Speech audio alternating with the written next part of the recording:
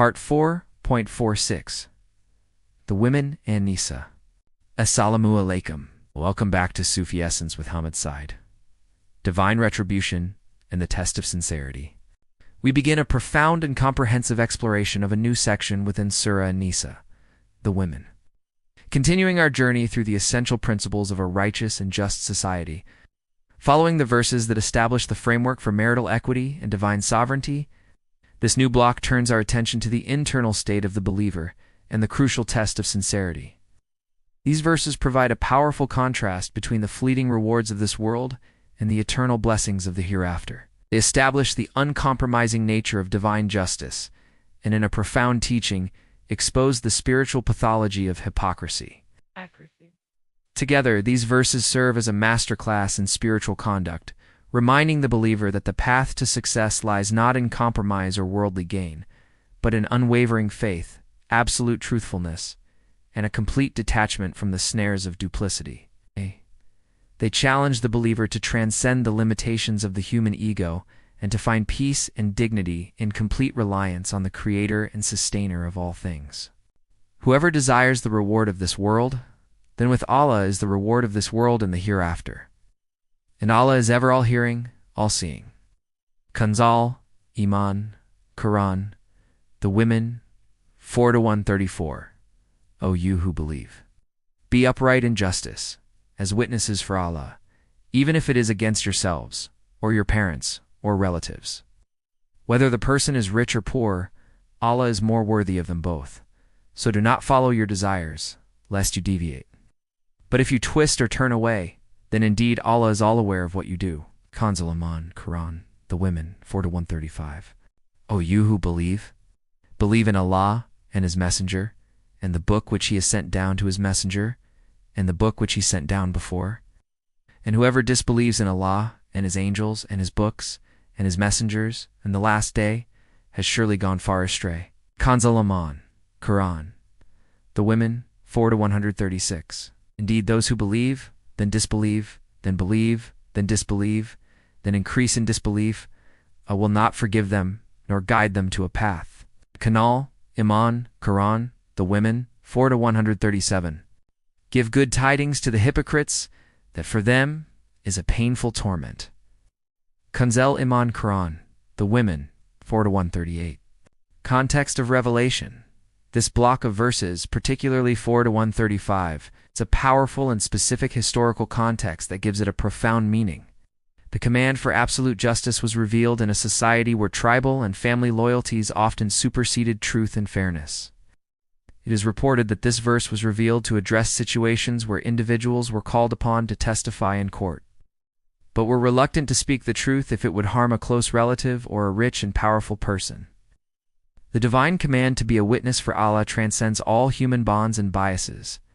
It establishes a radical and revolutionary principle that justice is not a matter of social convenience, but a religious duty, a form of worship that is owed to Allah alone. The verses on hypocrisy for 137-138 are also directly linked to the societal dynamics of Medina. They are believed to be revealed concerning a group of individuals who would outwardly profess faith, but would return to disbelief and scheming, siding with the enemies of Islam when it was convenient. Their spiritual wavering and duplicity were a real threat to the early Muslim community, and this revelation exposes their spiritual sickness and provides a clear warning for all time against insincerity and a lack of conviction. The verses teach that such spiritual ambivalence is a conscious and persistent rejection of truth after having tasted it, a crime that renders a soul spiritually bankrupt. Explanation. This set of verses offers an extraordinarily deep and sensitive look into the spiritual state of the believer and the dire consequences of insincerity. Verse 4-134 is a profound statement on the distinction between the mindset of a worldly person and a true believer. It teaches that both worldly success and heavenly reward are ultimately from Allah. The profound spiritual teaching lies in the believer's conscious choice to seek the reward of the hereafter over the temporary gains of this life. The verse doesn't forbid worldly success, but it elevates the heart's intention, teaching that the pursuit of both should be for Allah's pleasure alone. This is followed by a powerful and uncompromising command for justice in verse 4 to 135. This verse is a cornerstone of Islamic jurisprudence and ethics. It instructs the believers to be witnesses for Allah and to uphold absolute justice, even when it is against one's own self, parents, or relatives.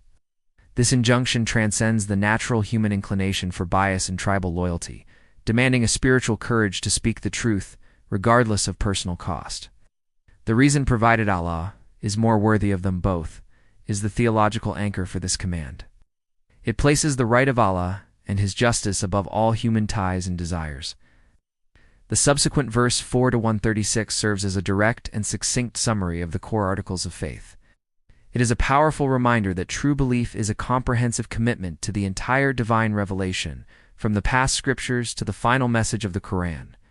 The warning that disbelief in any of these pillars leads one to be far astray emphasizes the interconnectedness and indivisibility of faith. The verses 4 to 137 and 4 to 138 then expose the spiritual pathology of hypocrisy. The description of those who believe and disbelieve repeatedly points to a state of spiritual confusion and a lack of sincerity. This is a profound spiritual warning that this wavering, this spiritual ambivalence, is a disease that will not be forgiven, as it represents a conscious and persistent rejection of truth after having tasted it. The final verse on giving good tidings of a painful torment to the hypocrites is a powerful and biting sarcasm that underscores the gravity of their crime. These verses, in sequence, masterfully move from the subtleties of intention to the grandest statement of divine justice, and finally, to the painful reality of spiritual insincerity, providing both practical guidance and a profound theological foundation for a life of integrity. Sufi perspective. From a Sufi perspective, this block of verses is a profound guide to the inner struggle against the nafs ego and its subtle deceptions. The verse on seeking reward for 2:134 is a core principle of the Sufi path, which recognizes that the heart's inclination towards worldly rewards is a major obstacle on the path to Allah. A true Sufi practices zuhd asceticism, not as a renunciation of worldly possessions, but as a spiritual detachment from the love of the world and its fleeting rewards. The Sufi understands that the true reward lies in the state of divine nearness, qurb. The command for justice in verse 4 to 135 is seen as a profound teaching on sidq, truthfulness, and iqwaz, sincerity. The Sufi understands that to be a witness for Allah, even against one's own family, is the highest form of spiritual integrity. This act is not merely a legal requirement, but a spiritual journey of purifying the self from all forms of bias and selfishness. It is a test of one's spiritual allegiance, demonstrating that the love for Allah is supreme.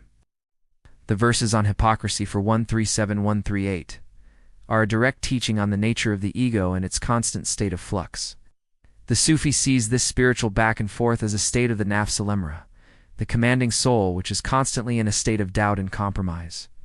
The Sufi path is a constant battle to achieve a state of spiritual constancy and unwavering faith, istiqamah. The ultimate spiritual torment for the hypocrite is not just a physical one, but a state of spiritual distance from Allah, a void that can never be filled. The Ziya-ul-Quran interpretation. The scholarly commentary in Ziya-ul-Quran by Pir Muhammad Karum Shah Al-Azhari provides a masterful synthesis of legal and ethical interpretations for these verses. He highlights the profound spiritual and legal wisdom of verse 4 to 134, explaining that it is a direct and compassionate teaching on the nature of divine provision. He argues that the verse acknowledges a human desire for worldly goods, but redirects the believer's focus to the ultimate source and a higher, more eternal goal. Pir Muhammad Karam Shah Al-Azhari meticulously analyzes verse 4 to 135, stressing its importance as a legal and ethical cornerstone of Islamic society. He argues that this verse is a powerful declaration that Allah's law of justice transcends all human ties, blood relations, and social status. He interprets the phrase Allah is more worthy of them both as the ultimate legal basis for the uncompromising nature of this command. His commentary on the verses about hypocrisy for 137-138 is particularly powerful, where he explains the spiritual and theological reasons for the lack of forgiveness. He argues that the repetitive nature of their belief and disbelief is not a sign of simple weakness, but a spiritual disease, a conscious mockery of faith that renders them spiritually bankrupt. He concludes his analysis by emphasizing that these verses, taken together, provide a comprehensive and timeless legal and ethical framework for the Islamic community, all grounded in the supreme and absolute power of Allah. Hadith: the Prophet, peace be upon him, taught, "The deeds are judged by the intentions." Sahih Bukhari, Hadith number 1. This hadith perfectly encapsulates the essence of verse 4 to 134.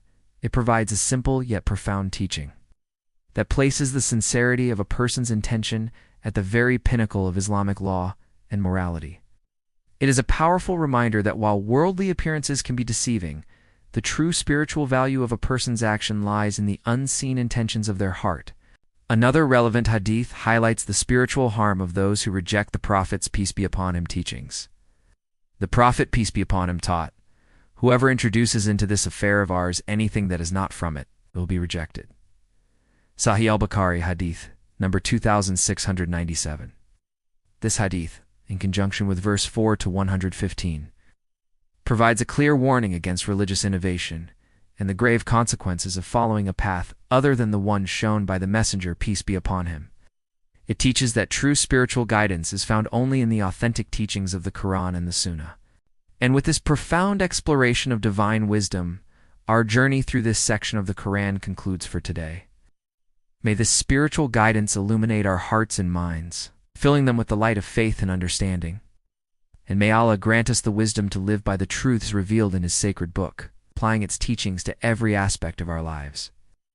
May He accept our sincere efforts and forgive our shortcomings, showering His blessings upon us, our families, and our communities. May He guide us on the straight path and grant us a noble end, and may His peace, mercy, and blessings be upon you all. May our hearts remain steadfast in His remembrance, and may our lives be a testament to His love and mercy. May we always strive to be among those who are active in His way, sacrificing our comfort for His pleasure. May our knowledge be a source of benefit for ourselves and for all of humanity. May Allah elevate our spiritual ranks and grant us a place in the highest of heavens. And may we be counted among His blessed servants forever in His grace.